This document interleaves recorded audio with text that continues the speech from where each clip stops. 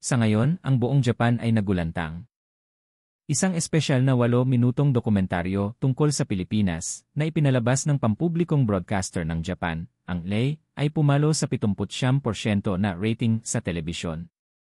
Halos lahat ng tao sa Japan ay napanood ito. Pagkatapos ng programa, ang comment section sa internet sa Japan ay agad na bumaha. Hindi ito ang Pilipinas na alam ko. Ngayon ko lang naintindihan. Niloko pala ako sa buong buhay ko. Dahil sa pagkabigla ng mga mamamayan, ang website ay pansamantalang bumagsak. Ngunit ang tunay na nakakagulat ay ang mga sumunod pa. Ang video na ito ay isinalin sa iba't ibang wika at kumalat sa buong mundo. Sa loob lamang ng isang araw, ang views nito ay lumampas sa 10-10 milyon. Ang mga pangunahing media outlet sa Europa ay sunod-sunod na nag-ulat tungkol sa 8 minutong video na ito. Ang mga komento mula sa mga taga-Europa na nagbabahagi ng kanilang karanasan sa Pilipinas ay dumagsa na parang alon. Ano ba ang nilalaman ng maikling pelikulang ito na lubos na yumanig sa buong mundo? Ang producer ng dokumentaryong ito ay si Hayashi Takuya, isang producer mula sa NRA. Pagkatapos ng broadcast, ito ang kanyang inamin sa kanyang personal na social media. Pumunta ako sa Pilipinas na may dalang prejudice. Ngunit habang tumatagal ang aming shooting, nagsimula akong mahiya sa aking sarili. Ano ang eksaktong naranasan niya? Ang tunay na kwento ng Pilipinas na nasaksihan mismo ng mga mata ng isang Hapon. Ngayon, samahan niyo kaming pakinggan ang kahanga-hangang paglalakbay na ito. Bago yon, kung maaari ninyong i-like at i-subscribe ang aming channel, mas marami pa kaming maihahatid na mga kwento tungkol sa Pilipinas na nagpapabago sa mundo. Tumatagos ang musika, nagiging mas personal. Ako si Hayashi Takuya. Isa akong chief producer sa pampublikong broadcaster ng Japan. Isang 9 minutong espesyal na dokumentaryo tungkol sa Pilipinas na aking ginawa ang umere. Pagkatapos magsimula ang programa, sa eksaktong 2 minuto at 17 segundo, ang aking telepono ay nagsimulang mag-ingay na parang mababaliw. Mga mensahe mula sa ratings monitoring team. Sinasabi nila na isang hindi kapani-paniwalang numero ang lumitaw. Rating 79%. Nanginginig ang aking mga kamay. Dahil sa kasaysayan ng broadcast sa Japan, wala pang dokumentaryo na nakapagtala ng ganitong rating. Mula sa bintana ng aking opisina, ang mga ilaw ng Tokyo Tower ay tila mas malinaw. Ang tanging naririnig ko ay ang ugong ng aircon sa editing room. Sa sandaling iyon, naramdaman ko ang isang di maipaliwanag na panginginig. Pagkatapos ng programa, ang opisyal na website ng istasyon ay bumagsak. Iniulat ng technical team na ang sabay-sabay na pag-access ng mga tao ay lumampas sa kapasidad ng server. Sa social media, ang hashtag na producer na nakakitang katotohanan ay umakyat sa unang pwesto ng trending topics. Ang aking personal na inbox ay halos sumabog na. Sa totoo lang, inaasahan ko ang mga reklamo. Dahil ito ay isang ulat tungkol sa Pilipinas, inisip kong tiyak na magdudulot ito ng kontrobersya. Ngunit nang buksan ko ang screen, ang aking inaasahan ay ganap na mali. Salamat po, producer. Sa wakas, nalaman ko ang katotohanan. Nahihiya ako sa aking prejudice. Ang comment section ay napuno ng mga mensahe ng pasasalamat. Lalo na ang isang text mula sa isang 70 taong gulang na manonood, na siyang nanguna sa lahat, sa loob ng 70 taon, naniwala ako na ang Pilipinas ay isang atrasadong bansa. Ngayong araw, labis akong nahihiya. Nang mabasa ko ang maikling mensaheng iyon, naramdaman ko ang pagbara sa aking lalamunan. Isang oras lamang matapos ang broadcast, ang video na na-upload sa opisyal na account ay lumampas na sa 1 milyong views. Pagkalipas ng 24 na oras, ang bilang na ito ay lumobo sa 10 milyon. Ito ay isang bilis na hindi ko pa nakita sa aking 20 taong karera sa broadcast. Kinabukasan, nagsimulang kumilos ang media sa ibang bansa. Iniulat ng media sa Amerika, broadcast sa Japan, sinira ang pader ng prejudice. Tinawag ito ng isang istasyon sa Britanya na ang milagro ng 9 na minuto. Ang media sa Pransya at Alemanya ay nag-agawan ding iulat ang balita. Ang reaksyon ng mga manonood sa Europa ay partikular na kahanga-hanga. Isang babaeng Pranses ang nag-iwan ng ganitong komento, naalala ko ang kabaitan ng mga turistang Pilipino na nakilala ko sa Paris at hindi ko napigilang mapaluha. Isang lalaking Aleman ang nagsulat, "Naalala ko ang kabataang tumulong sa akin sa Kirmi sa Maynila. Nais kong bumalik muli sa Pilipinas." Isang manonood mula sa Espanya ang nagsabi, "Ang mga mata ng mga tao sa video ay napakasinsero at nag-iwan ng mensaheng, namimiss ko ang Pilipinas." Ang mga Hapon ay nagsimula na ring maglabas ng kanilang mga saloobin. Karamihan ay mga boses ng pagninilay. Kahit na sila ang ating kapitbahay, hindi natin sila kailanman tiningnan ng tunay. Isang office worker na dati ay iniisip na ang Pilipinas ay maingay at magulo, ang nagkomento na nagpasya siyang personal itong kumpirmahin at nakabook na siya ng flight. Kinabukasan ng broadcast, ang sitwasyon ay lalong naging kahanga-hanga. Ang mga website ng lahat ng mga sentro ng wikang Filipino, Tagalog, sa buong Japan ay bumagsak dahil sa dami ng traffic. Iniulat na ang bilang ng mga nag-enroll sa isang araw ay tumaas ng 10 beses. Isang language center sa Osaka ang nag-post ng anunsyo na mayroon silang 340 katao sa waiting list. Isang restoran ng pagkain Pilipino sa Shinjuku, Tokyo, ang nag-anunsyo ng maagang pagsasara ng alas -5 ng hapon dahil naubos na ang kanilang mga sangkap. Isang may-ari ng restoran na nagbebenta ng adobo at sinigang ang nagsabi sa isang panayam, "Lahat ng mga customer ay nagsasabing na curious sila sa mga pagkaing lumabas sa dokumentaryo. 20 taon na akong may restaurant, hindi pa ito nangyari sa akin."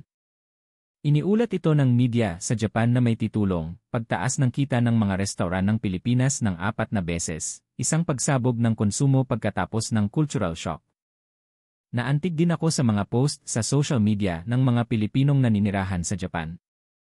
Sa unang pagkakataon, sinabi sa akin ng mga katrabaho ko na ang Pilipinas pala ay isang kahanga-hangang bansa. Ang section ng dried mangoes at polvoron sa kalapit na supermarket ay ubos na. Sa kanilang mga boses, bukod sa pagkabigla, ay mayroon ding paggaan ng loob na tila dumating pagkatapos ng mahabang paghihintay. Madaling araw na nanatili pa rin ako sa opisina. Hindi ko pinatay ang ilaw, nakatitig lang sa screen. Ang mga numero sa screen ay patuloy na tumataas. Views isa 0 milyon. Likes 680,000. Comments 230,000. Tahimik akong bumulong. Hindi ako ang gumawa ng programang ito. Ang mundo ang nakakita ng katotohanan. Ang naramdaman ko sa sandaling iyon ay pagkabigla, panginginig at kaunting pagkalito. Ngunit alam kong lahat ng ito ay hindi nagkataon lamang. Bago ko ginawa ang pelikulang ito, wala akong ipinagkaiba. Dala ko ang aking prejudice at pagmamataas laban sa Pilipinas, at ayaw kong makita ang katotohanan. Ang aking pagbabago ay dahil sa aking personal na karanasan sa Pilipinas. Ang karanasang iyon ang nagpabago sa aking buhay, at sa huli ay yumanig sa buong Japan. Sa totoo lang, nang binalangkas ko ang dokumentaryong ito, ang aking intensyon ay ganap na naiba. Sa prangka, gusto kong ilantad ang tunay na mukha ng Pilipinas. Sa planning room, sinabi ko ito sa aking mga kasamahan, kamakailan lang, masyadong madalas na nababanggit ang Pilipinas sa Japan. Naiinis ako.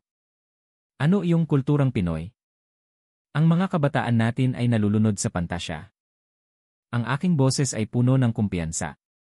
Itinuro ko ang whiteboard sa dingding ng conference room at nagpatuloy, ipapakita ko sa lahat ang tunay na anyo ng Pilipinas. Hindi ang mga nakabalot na imahe, kundi ang hubad na katotohanan. Sa whiteboard, siksikan na ang mga nakasulat na item na aking inilista, mga sirasirang eskinita, masusungit na serbisyo, maingay na mga kalye, problema sa kalinisan. Ito ang mga imahe ng Pilipinas sa aking isipan. Ang aking supervisor, si Manager Sato, ay nagsabi ng may pag-aalala, "Hayashi, ang buhay ng media ay nasa balanse. Hindi tayo maaaring masyadong kumiling sa isang panig." Ngunit ang mga salitang iyon ay lalong umudyok sa aking ego. Matigas kong sinagot, ang pagpapakita ng katotohanan, hindi ba yon ang misyon ng isang mamamahayag? Ang mga manonood ay may karapatang malaman ang totoo. Ang aking kumpiyansa ay may dahilan. Kahit kailan ay hindi pa ako nakapunta sa Pilipinas, ngunit sa loob ng mga dekada, napakarami ko nang narinig na kwento tungkol dito. Ang imahe ng Pilipinas na ikinukwento ng aking mga seniors, ang mga negatibong ulat na nakikita ko sa internet, at higit sa lahat, ang malalim na superiority complex sa aking puso. Ang pagbuo ng team ay sinadya rin. Ang assistant producer na si Sato Misato ay isang tao na hindi pa nakakapanood ng Filipino teleserye. Ang editor na si Hayashi Daisuke ay nagsabing hindi pa siya nakakakain ng pagkain Pilipino. Sinadya kong pumili lamang ng mga taong hindi pa nakakapunta sa Pilipinas upang bumuo ng team. Ang opisyal na dahilan ay kailangan natin ng pananaw na walang paunang pagkiling. Ngunit ang totoo, kailangan ko ng mga taong sasang-ayon sa aking mga iniisip. Sa unang planning meeting, nagtanong si Misato, pero producer, totoo bang ganoon karaming problema sa Pilipinas? Buong kumpiyansa akong sumagot, pumunta tayo at tingnan. Hindi nagsisinungaling ang kamera. Sumingit din si Hayashi, kamakailan, ang mga produktong Pilipino ay sikat sa Japan. Kailangan ba nating i-report yon? Umiling ako. Hindi tayo dapat magpalinlang sa marketing. Ang ipapakita natin ay ang tunay na mukha sa likod ng magagandang advertisement. Pagkatapos ng meeting, isinulat ko sa aking kwaderno, layunin, sa loob ng 9 na minuto, siksikin at ipakita ang tunay na mukha ng Pilipinas. Basagin ang pantasya. Harapin ang realidad. Nang gabing iyon, umuwi ako at sinabi sa aking asawa, ang dokumentaryong ito ay tiyak na magiging hot topic. Malalaman ng lahat ang katotohanan. Nag-aalalang nagtanong ang aking asawa, ni hindi ka pa nga nakakapunta sa Pilipinas, paano ka nakakasiguro? Tumawa ako at sumagot, hindi ba't palagi kitang tinuturuan na huwag magpalinlang sa panlabas na anyo? Ang kamera ay dapat na malamig. Tanggalin ang emosyon. Ipakita lamang kung ano ang nandoon. Ang katotohanan ay kusang lilitaw. Kinabukasan, papunta sa trabaho, nakita ko sa loob ng tren ang isang advertisement ng turismo ng Pilipinas. Ang magagandang tanawin ng kalikasan ay kaakit-akit. Naisip ko, dahil sa ganitong mga nakabalot na imahe, naloloko ang mga tao. Ilalantad ko ito. Pagdating sa istasyon ng AC, muli kong sinuri ang proposal. Nasiyahan ako. Ang Pilipinas Special, Pantasya at Realidad. Ang subtitle ay 9 na minuto upang makita ang tunay na Pilipinas. Sa huling meeting kasama ang team, idiniin ko, kailangan nating mag-record ng walang anumang prejudice kung ano lang ang nandoon. Ngunit sa sandaling itutok natin ang kamera, ang katotohanan ay kusang lilitaw. Maingat na nagtanong si Misato, paano kung ang sitwasyong makita natin ay iba sa ating inaasahan? Buong kumpiyansa akong sumagot, hindi mangyayari iyon. Ang impresyon na naipon sa loob ng mga dekada ay hindi magbabago sa isang iglap. Isinara ko ang aking kwaderno at bumulong, 9 na minuto ay sapat na. Ang huwad na pantasya ay hindi magtatagal. Noong mga panahong iyon, talagang puno ako ng kumpiyansa. Kahit hindi ko pa nakikita ang Pilipinas ng personal, inakala kong alam ko na ang lahat. Hindi ko namamalayan kung gaano kalaki ang aking pagmamataas at kung gaano ito nakakahiya. Malapit ko nang malaman. Mula sa sandaling paglapag ko sa Ninoy Aquino International Airport, may naramdaman na akong mali. Ngunit ayaw kong aminin. Ang airport, kahit sa ang bansa, ay isang showcase lamang para sa mga dayuhan, sinabi ko ng malakas sa aking team. Ngunit ang modernong pasilidad, ang mga staff na matatas mag-Ingles o Hapon ay nagbigay ng pagtataka sa aking kalooban. Sa immigration counter, sinabi ng officer, "Hello po, welcome." Hindi ko na malayang napayuko ako ng malalim. Paglabas ng airport, sumakay kami ng taxi. Papunta sa sentro ng Maynila, binuksan ko ang kamera at sinimulang kunan ang tanawin sa labas. Ang inaasahan ko ay magulong trapiko, siksikan, at mga bastos na driver. Ngunit ang kalsada ay nakakagulat na maayos. Ang mga sasakyan ay sumusunod sa linya. Tumingin sa akin ang taxi driver mula sa rearview mirror at nagtanong, "Mula po kayo sa Japan? Ano po ang kinukunan niyo?" Nagtanong ako ng may kaunting panghahamon, narinig ko na laging masikip ang trapiko sa Maynila. Espesyal bang araw ngayon at hindi masikip? Tumawa ang driver at sumagot, "Ngayon po kasi, ginagamit na namin ang Waze at Google Maps. Nakikita na po ang real-time traffic. Ang mga kalsadang masikip ay iniiwasan na. Baka nga po mas maginhawa pa kaysa sa Japan, ano?" Ang mga salitang iyon ay nagpatahimik sa akin. Ang Maynila na aking inakala na siksikan at magulo ay hindi umiiral. Pagdating sa hotel, ganoon din. Pagpasok ko sa lobby, isang staff ang bumati sa akin sa wikang Hapon, "Maligayang pagdating, Emre. Hayashi." Hinihintay po namin kayo. Nagulat ako at nagtanong kung paano niya nalaman ang pangalan ko. Sinabi niya na nauna na niyang tiningnan ang reservation data. Habang nag-check-in, sinadya kong maging mapanuri. Gusto ko ng tahimik na kwarto. Ang aircon, pakiset sa eksaktong 24 degrees. At bukas ng umaga, eksaktong 7 oras less, gusto ko ng morning call. Ang staff ay hindi nagpakita ng anumang pagkainis. Nakangiti siyang sumagot, "Siyempre po. Magkaroon po sana kayo ng komportableng gabi." Kinabukasan, sa breakfast restaurant ng hotel, nagbigay ako ng mas pihikang mga order. Ang kape, dapat maligamam lang. Ang itlog, soft-boiled. Ang toast, bahagyang brown lang. Inaasahan ko na ang batang staff ay mataranta. Ngunit siya ay masiglang umiti at sumagot, "Opo, pakihintay lang po." Ang pagkaing dumating ay eksakto sa aking mga hiling. At masarap. Sinadya kong mag-iwan ng pagkain sa plato at tumayo. Ang staff ay nag-aalalang lumapit, "Sir, hindi po ba ayon sa inyong panlasa? Gusto niyo po bang palitan namin ng iba?" Nahihiya akong umiling, "Hindi, busog lang ako." Nang magsimula kaming mag-shoot sa mga kalye, iba rin sa inaasahan ko. Ang mga kalsada sa Makati ay malinis. Ang mga tao ay maayos na naglalakad. Halos wala akong makitang basura.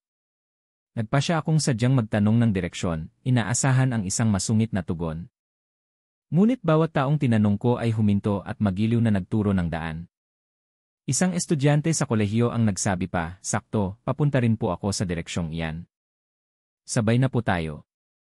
Kahit na hindi iyon ang kanyang orihinal na daan, sinamahan niya ako. Isang tita, Ale, ang nakakita sa mabigat kong kagamitan at nagsabi, "Mukhang mabigat yan. Ihahatid kita sa sakayan ng taxi." Ang pinakanakagulat sa akin ay ang pagkikita namin ng isang matandang lalaki. Sinadya kong itanong ang isang napakakomplikadong ruta. Ipinaliwanag niya at pagkatapos ay sinabing, "Mahirap ipaliwanag sa salita. Ihahatid na lang kita." At sinamahan niya ako sa loob ng 15 minuto hanggang sa makarating kami sa destinasyon.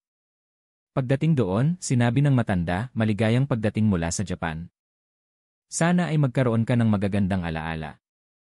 Nang gabing iyon, pinanood ko ang mga footage na kinunan ko.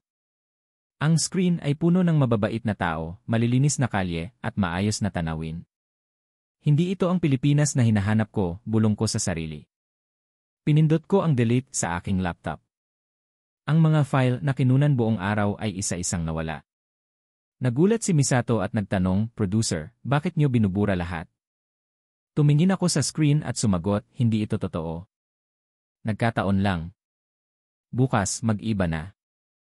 Ngunit sa kaibuturan ng aking puso, alam kong malinaw, ang problema ay wala sa Pilipinas. Nasa aking prejudice. Ang gusto kong makita ay hindi ang katotohanan, kundi ang ebidensya na magpapatunay sa aking prejudice.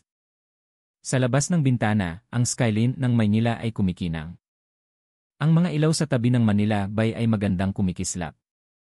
Tinitigan ko ang tanawing iyon at sa unang pagkakataon, naramdaman ko ang hiya. Pagbalik ko mula sa Maynila, sinubukan ko ang isang bagong paraan. Hayaan nating sila mismo ang tumikim. I-record natin ang kanilang pinakadalisay na reaksyon ng walang prejudice. Nag-set up ako ng isang maliit na mesa sa gitna ng Ginza, Tokyo. Naghanda ako ng adobo, pansit, at halo-halo. Inimbitahan ko ang mga dumadaan na tikman ito ng libre. Noong una, ang mga tao ay nag-aalangan. Isang office worker na nasa edad 30 ang unang lumapit. Suot ang kanyang suit, tiningnan niya ang pansit. "Ito ba ang pagkaing Pilipino?" Hindi pa ako nakakatikim. Sumubo siya at nanlaki ang kanyang mga mata. "Oh! Ang sarap! Mas mayaman ang lasa, iba ang pagkakagisa. Ang bango." Tinawagan niya ang kanyang kasamahan, "Hoy, pumunta ka rito sa Ginza, may bago akong natikman." Dalawang may bahay na nasa edad 50 ang nag-atubili sa harap ng adobo. Mukhang matapang ang kulay ng sabaw. Isa sa kanila ang lakas loob na tumikim at napasigaw. "Diyos ko, ano ito? Mas malasa at mas malalim pa kaysa sa kakuni, Japanese braised pork natin. Gusto kong subukang lutuin ito sa bahay. Pwede bang malaman ang recipe?" Inubos niya ang isang mangkok. Isang magkasintahang estudyante ang tumingin sa halo-halo. Ito pala yung sikat na halo-halo. Mukhang matamis. Unang uminom ang lalaki at napangiti. Kahit matamis, ang bango ng gatas at ang sarap ng mga sahog. Nakaka-addict. Uminom din ang babae at nagtanong, meron bang nagbebenta nito sa Japan? Saan makakabili? Ang pinaka hindi ko malilimutan ay isang 70 taong gulang na lolo. Dahan-dahan siyang lumapit gamit ang kanyang tungkod. Tumikim siya ng adobo at matagal na hindi nagsalita. Buong buhay ko, minamaliit ko ang Pilipinas. Ang ignorante ko pala. Namumula ang mata ng lolo habang nagpapatuloy, mula pagkatapos ng giyera, itinuro sa amin na ang Pilipinas ay isang mahirap na lugar. Ngunit nang matikman ko ito, naintindihan ko kung gaano kayaman ang kanilang kultura. Nagsimulang magkumpulan ang mga tao. Gusto rin naming tikman. Pagkain din ba yan mula sa Pilipinas? Wow, ang bango! Ang pila ay humaba ng humaba. Ang inihanda naming pagkain ay mabilis na naubos. Nanghihinayang na nagtanong ang mga tao, babalik pa ba kayo bukas? Saan kami makakakain yan? Isang lalaking nasa katanghaliang gulang habang umiinom ng halo-halo ay nagsabi, sa mga Filipino teleserye, palagi silang kumakain nito. Ngayon naintindihan ko na kung bakit. Ang sarap! Tinanong ako ng cameraman na si Hayashi, producer, ipagpapatuloy pa ba natin ang shoot? Tumingin ako sa kamera at sinabing tama na yan. Hindi ito ang footage na gusto ko. Ngunit ang totoo, ito ay eksaktong kabaligtaran. Ito ang katotohanan. Ang tapat na reaksyon ng mga tao matapos isantabi ang prejudice. Isang bata ang humila sa kanyang ina papalapit, tinuturo ang halo-halo. Mama, pwede ko bang tikman yon? Nag-atubili ang ina. Sinabi ng bata, si Maya, yung kaibigan ko sa school, nagdala siya ng polvoron na gawa ng mama niyang Pilipina.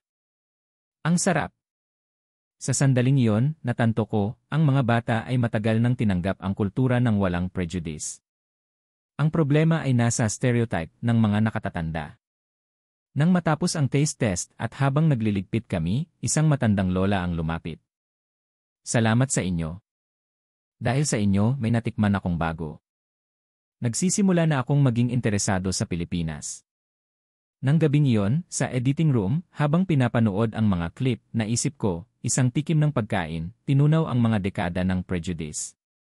Sa isang subo, gumuho ang lahat ng paunang paghuhusga. Nagtanong si Misato, producer, gagamitin niyo po ba ang lahat ng footage na ito? Tumango ako. Dahil ito ang katotohanan. Isinulat ko sa aking kwaderno, isang tikim ng lasa ang sumira sa aking mga paniniwala. Ang dila ay hindi nagsisinungaling. Narinig ko na pagkatapos ng araw na yon, dumami ang mga tao sa Ginza na naghahanap ng pagkaing Pilipino. Ilang restoran pa ang nagdagdag ng adobo at halo-halo sa kanilang menu. Sinabi sa akin ng may-ari ng isang Pilipinong restaurant, mula nang ipalabas ang programa ninyo, ang mga customer na mismo ang nagtatanong tungkol sa pagkaing Pilipino. Dahil sa inyo, nagsimula na rin akong mag-aral ng ibang mga lutuing Pilipino. Ebidensya ang magpapasya, hindi emosyon. Nagplano ako ng isang bagong eksperimento. Ang mga produktong Pilipino ba ay talagang mas mahusay kaysa sa mga gawang Hapon? Kung hindi nila alam ang brand, pipiliin pa rin ba nila ang mga produktong Pilipino? Umupa ako ng isang studio sa Shinjuku.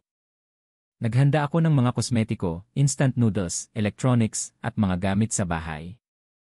Tinakpan kong mabuti ang lahat ng mga logo at tatak. Ang mga kalahok ay huhusga batay lamang sa kalidad ng produkto. Ang unang kalahok ay isang babaeng nasa edad 40. Sinubukan niya ang mga kosmetiko, mga lokal na organic brand mula sa Pilipinas. Ipinahid niya ang magkaibang produkto sa kanyang mga kamay. Ang kaliwa ay medyo malagkit. Ang kanan, parang mas madaling ma-absorb ng balat. Ang amoy ay banayad at malambot. Walang pag-aalinlangan niyang pinili ang nasa kanan. Iyon ay ang produktong Pilipino. Isang estudyante sa kolehiyo na nasa edad 20 ay halos pareho, mas maganda ang pagkalat nito. At mas natural. Parang walang makeup. Sa 12 kalahok, siyam ang pumili sa mga kosmetikong gawa sa Pilipinas. Naisip ko, nagkataon lang ba ito? Ang resulta ng instant noodles ay mas nakakagulat. Iniluto ko sa parehong kondisyon ang isang premium na instant noodle ng hapon at isang sikat na brand mula sa Pilipinas, HAL. Lucky me! Ang unang tumikim ay nagsalitan. Ang sabaw nito sa Pilipino ay mas malasa. Mas may lalim. Ang noodles ay mas chewy. Isang 60 taong gulang na kalahok ang nagbaba ng kanyang mga chopstick at nagsabi, buong buhay ko, instant noodles lang ng hapon ang kinakain ko. Ngayon lang ako makakatikim ng mas masarap pa rito. Hindi ko alam kung bakit. Nang ihayag ang mga brand, lahat ay nagulat. Ang kanilang pinupuri ay ang Pilipinong instant noodles. Ah, ito pala yung galing sa Pilipinas. Akala ko gawa sa Japan. Ang sarap pala ng noodles ng Pilipinas. Ang test sa electronics ay isinunod. Mga headphone, phone case, power bank. Isang estudyante ng design ang sumuri, ang disenyo nito, sa Pilipino, ay mas Pino, may international na dating. Itong isa sa hapon ay medyo lumana. Karamihan sa mga pinili niya ay gawa sa Pilipinas. Sinabi ng isang office worker na sumubok ng power bank, ito ay mas magaan. Ang disenyo ay mas simple. At parang mas mabilis mag-charge. Patuloy akong nagsulat sa aking kwaderno, Pino, intuitive, emosyonal na diskarte, disenyo na nakatuon sa gumagamit.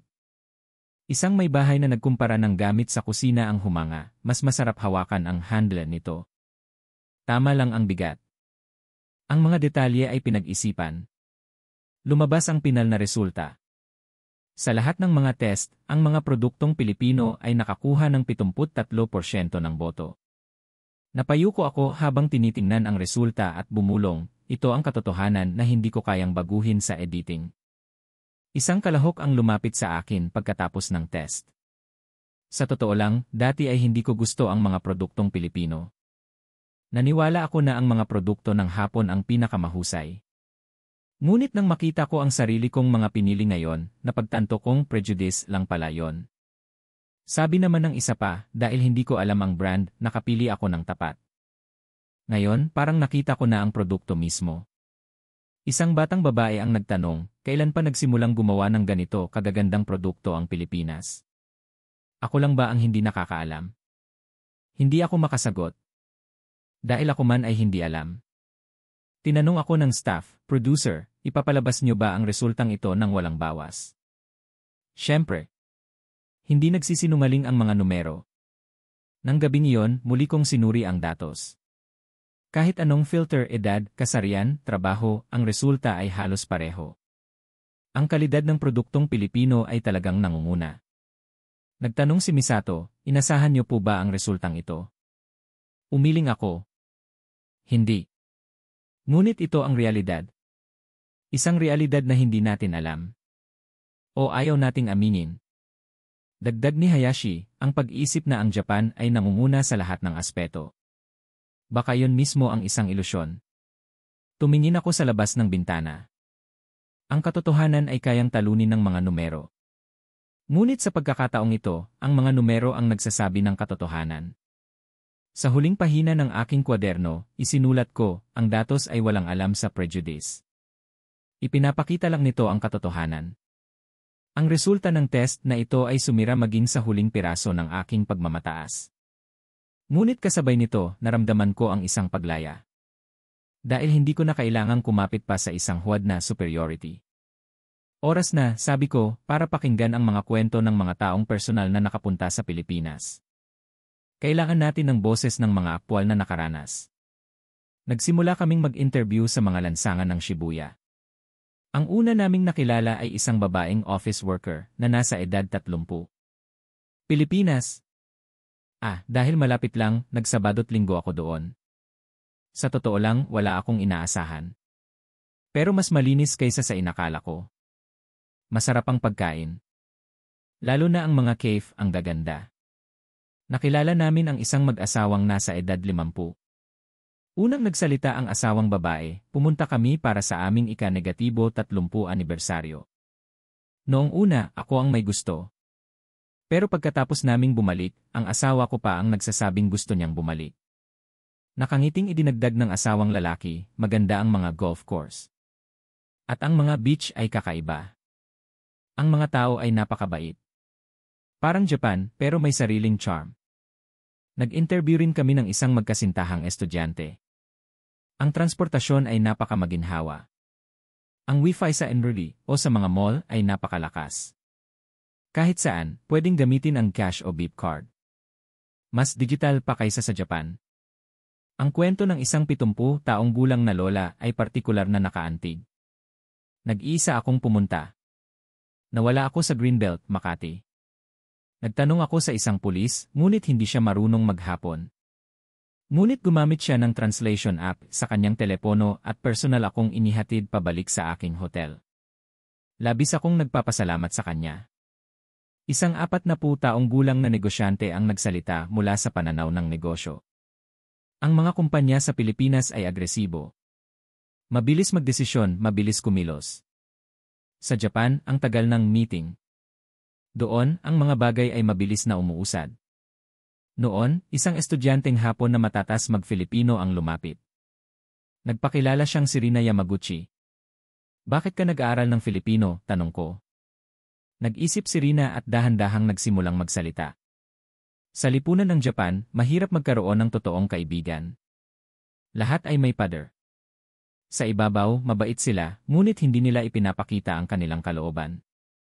Naging seryoso ang kanyang mukha. Kahit sa company dinner, kahit uminom kayo at magkasundong maging casual na bukas, pagdating sa opisina, magalang pa rin ang usapan. Nandoon pa rin ang distansya. Kumislap ang mga mata ni Rina at nagpatuloy, ngunit iba ang mga Pilipino. Kapag naging kaibigan ka na, tunay kang kaibigan. Totoo silang nag-aalala para sa'yo. Itinuturing ka nilang parang pamilya. Basta't buksan mo ang iyong puso, sasamahan ka nila. Kapag nahihirapan ka, totoong nag-aalala sila. Kapag may magandang nangyari sa'yo, mas masaya pa sila para sa'yo. Tumango ako at nagsulat, social distance iya. Pakikipagkapwa-tao malasakit. Ngumiti si Rina at idinagdag, kapag kasama ko ang mga kaibigan kong Pilipino, komportable ako. Dahil hindi ko kailangang itago ang sarili ko. Sa Japan, kailangan mong palaging pakiramdaman ang paligid, mag-ingat na huwag makaabala. Pero sa Pilipinas, pwede akong maging ako lang. Anong plano mo ngayon? Pagka-graduate ko, magtatrabaho ako sa Pilipinas. Nakahanap na ako ng kumpanya. Tumutol ang mga magulang ko, pero ito ang buhay ko. Pagkatapos ng panayam kay Rina, tumingala ako sa langit. Ito ay isang maaliwalas na kalangitan na walang ulap. Nakakilala kami ng isa pang manlalakbay, isang retiradong guro. Sa loob ng 40 taon, itinuro ko sa aking mga estudyante na ang Japan ang pinakamahusay. Ngunit nang pumunta ako sa Pilipinas, natuklasan kong mali ako. Lalo na ang sigla ng mga kabataan, kahanga-hanga. Ang mga bagay na nawala na sa amin, nandoon pa rin sa kanila. Sabi naman ng isang may bahay, sa palengke sa Pilipinas, kinakausap ako ng mga tita, ale. Puno ng malasakit. Binibigyan pa ako ng dagdag. Ito ay isang init na hindi ko nararamdaman sa Japan. Isang batang office worker ang nagbigay ng ibang pananaw, nakita ko ang mga office worker sa Pilipinas. Kahit madalas silang mag-overtime at mukhang pagod, may pakiramdam na buhay sila. Puno ng passion. Ang mga kumpanya sa Japan, bagamat tahimik, ay parang walang buhay. Pagkatapos ng mga panayam, isinulat ko sa huling pahina ng aking kwaderno, ang mga nakapunta na ay positibo. Ang mga hindi pa nakakapunta ay negatibo. Ang sagot ay nasa karanasan. Nang gabing iyon, umuwi ako at sinabi sa aking asawa, lubos akong nagkamali tungkol sa Pilipinas. Nabilanggo tayo sa isang imahe na tayo mismo ang lumikha. Nagtanong ang aking asawa, kung ganoon, ano ang gagawin mo ngayon? Ipapakita ko ang katotohanan. Kung ano talaga ito. Nang gabing iyon, sa unang pagkakataon, nakatulog ako ng mahimbing. Pakiramdam ko ay nabunutan ako ng isang mabigat na tinik. Hindi ito pagkakaiba ng lugar. Pagkakaiba ito ng pag-isip. Tayo mismo ang nagsara ng ating mga puso. Nakatayo ako sa bintana ng aking silid sa hotel, nakatingin sa skyline ng Tokyo. Ang mga ilaw ay walang katapusan, ngunit ang aking puso ay nasa kadiliman. Nag-isip ako buong gabi. Itatago ko ba o ipapakita? Ang hard drive na hawak ko ay naging mabigat. Nasa loob nito ang lahat ng footage ng nakaraang buwan. Ang tunay na mukha ng Pilipinas. Ang gulat na reaksyon ng mga Hapon. At higit sa lahat, ang proseso ng pagguho ng aking prejudice. Kahit nakakahiya, lahat ay totoong record. 3:00 ng madaling araw. Hindi na pwedeng ipagpaliban. Itinutok ko ang kamera sa aking sarili at pinindot ang record. Sa lens na parang salamin, ang aking mukha ay mukhang pagod. Huminga ako ng malalim at nagsimula. Nais kong maliitin ang Pilipinas. Iyon ang simula ng dokumentaryong ito. Ngunit ang aking nakita ay lubos na naiba. Ito ay sinseridad. Kaayusan. Init ng pagtanggap. Sigla. Ang aking prejudice ay mali. 1 minuto lamang na maikling kumpisal. Ngunit inabot ako ng 1 oras para i-record ang 1 minutong iyon. Paulit-ulit ko itong kinunan. Nanginginig ang aking boses. Namumula ang aking mga mata. Ilang beses akong hindi makapagsalita. Ito ang sandali ng pagguho ng aking 20 taong pride sa broadcast. Kinabukasan, mabigat ang hangin sa editing room. Paulit-ulit na pinatugtog ni Hayashi ang aking confession video. Tahimik lang siya. Si Misato ay hindi makatingin ng diretsyo sa akin. Alam ng lahat na kapag ipinalabas ito, wala nang atrasan. Ang mga hakbang ko papunta sa opisina ng manager ay napakabigat. Pinanood ni Manager Sato ang 9 minutong cut. Hindi ko mabasa ang kanyang ekspresyon. Nang matapos ang video, nagkaroon ng mahabang katahimikan. Ang tanging naririnig sa labas ay ang huni ng mga uwak. Sa wakas, nagsalita ang manager. Ang tungkulin ng media ay tapang. Ngunit idinagdag niya, kailangan mo ring maging handa sa mga kahihinatnan ng tapang na yon. Yumuko ako ng malalim at sinabing, handa na po ako. Ang meeting ng mga executive ay parang isang bagyo. Mula sa labas ng conference room, rinig ang matataas na boses. Ang argumento na mapanganib ang pagandahin ang imahe ng Pilipinas ay sinasalag ng nagbago na ang panahon. Makalipas ang 2 oras, bumukas ang pinto. Si Executive Yamamoto ay mukhang seryoso. Tinitigan niya ako at nagtanong, sigurado ka ba talaga rito? Hindi ako umiwas ng tingin. Iyon ang tanging sagot ko. 9 minuto, sabi ng executive. Hindi pwedeng lumampas, hindi pwedeng kumulang. Naisip ko, sapat na ang 9 minuto. Ang katotohanan ay walang kinalaman sa haba ng oras. Bumalik ako sa editing room at sinimulan ang huling trabaho. Kailangan kong isiksik ang 1 buwang paglalakbay sa 9 minuto. Ano ang ilalagay?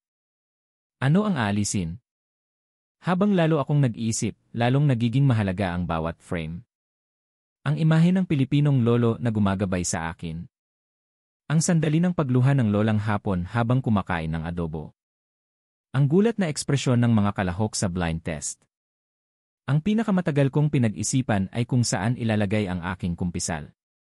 Sa simula? O sa dulo? Sa huli, nagpasya akong ilagay ito sa simula. Dahil kailangang malaman ng mga manonood kung paano nagsimula ang dokumentaryong ito at kung paano ito nagbago. Nang i-record ko ang huling narration, iba na ang aking boses. Inalis ko ang lahat ng teknik. Puso na lang ang ibinuhos ko. Sinabi ko, matagal na nating hindi tinitingnan ng maayos ang ating kapitbahay. Oras na para tanggalin ang salamin ng prejudice. Paglabas ko ng recording booth, iba na ang tingin sa akin ng mga staff. Ang ilan ay pumalakpak. Ang ilan ay tumango. Ngunit natatakot ako. Hindi ko alam kung anong epekto ang idudulot ng 9 minutong ito. Magiging tsunami ba ito o isang maliit na alon lang? Isang gabi bago ang broadcast, hindi ako makatulog. Tumingin ako sa kisam at nag-isip, magsisisi kaya ako. Ngunit tumawid na ako sa isang ilog na hindi na pwedeng balikan. Hindi. Isang ilog na dapat tawirin. Umaga ng broadcast, ang mukha ko sa salamin ay bago sa akin. Ito ay isang ekspresyon ng isang taong may nawala, ngunit kasabay nito ay may natagpuan. Habang naglalakad sa pasilyo ng istasyon, ramdam ko ang tingin ng mga kasamahan ko. Ang ilan ay nag-aalala, ang ilan ay humahanga.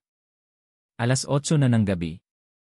Nakatayo ako sa harap ng monitor sa control room. Basa ang aking mga palad. Ang tibok ng puso ko ay dinig na dinig ko. Sa wakas, nagsimula ang programa. Ang mukha ko ang lumabas sa screen. At pagkatapos, ang mga salitang iyon ay umalingaw-ngaw sa buong Japan. Nais kong maliitin ang Pilipinas. Ang 9 na minuto ng katotohanan. Ang sandali ng pakikipagtagpo sa mundo. Wala nang maitatago. Ang unang 2 minuto ng programa ay kalmado.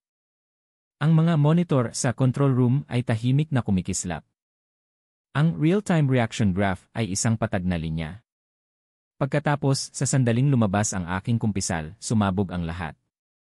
Ang mga numero sa ratings monitor ay nagsimulang tumalon na parang nababaliw. 30%, 50%, 70%. Sa isang di kapanipaniwalang bilis. Kasabay nito, tumunog ang alarma ng server ng istasyon. Ito ay senyales na ang mga bisita sa website ay lumampas na sa kapasidad. Inasahan ko ang isang rumaragasang batikos. Ngunit ang mga salitang lumitaw sa comment section ay lubos na naiiba. Producer na may tapang. Ito ang tunay na media. Ito ang hinaharap ng Japan. Siyempre, mayroon ding ilang matatalim na kritisismo. Bayaran. Ipinagkanulo ang dangal ng Japan. Trader. Ngunit mabilis silang sinagot ng ibang manonood. Ikaw ang may prejudice.